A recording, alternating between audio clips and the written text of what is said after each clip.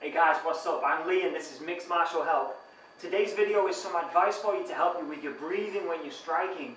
And when you're doing different martial arts, your breathing is going to be slightly different. And what I mean by that is there are really two different types of categories. You've got your combative martial arts, you've got your striking, you've got your wrestling, your jiu-jitsu and so on. And you have your martial arts that are based around your health, your internal martial arts. But the breathing is going to be different based around putting different internal pressure on the organs to help with circulation and so on. Today's video is focusing on the striking arts. Now, any beginner should be taught that whenever you strike, you should breathe out.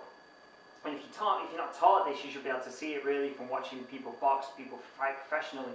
You'll always see that when they strike, the breathing out. And it's always a fast exhalation. It's never slow.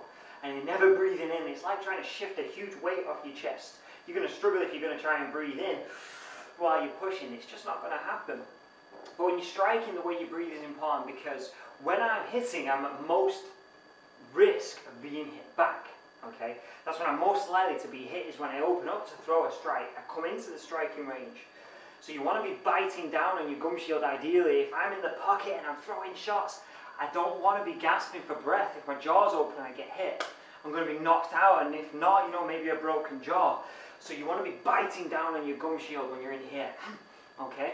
So one breath in at the start of the combination, and then every time you strike, you want to have a little breath out. Okay?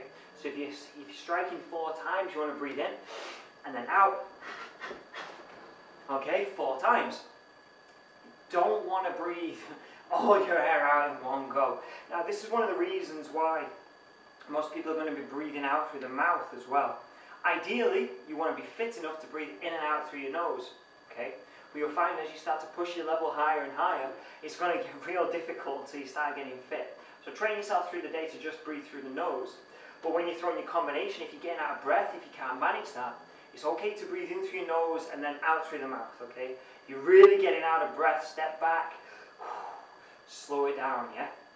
But to easily regulate your breath, breathe in through the nose, and when you strike, breathe out through the mouth, okay? It doesn't really matter what sound it makes, but make sure you're breathing out nice and sharp, okay? Now, like I said, there are lots of health benefits. When you breathe out through the mouth, you're losing more carbon dioxide, okay? Obviously, it's a much bigger hole, and there's less pressure than when you're breathing through the nose, so your diaphragm doesn't work as hard. So you're breathing out through your mouth, you're losing more carbon dioxide, which actually results in you absorbing less oxygen, which is what you need for energy. Okay, so you're messing that up. And also, over time, your diaphragm's becoming weaker, so your lungs become less efficient. When you breathe in just through your nose, your diaphragm really has to pull and your lungs really expand. So consider all these things, okay? You want to be breathing nice and sharp, okay? But you also want to be able to bite down on your gum shield. So there's less chance of you getting rocked if you get hit back.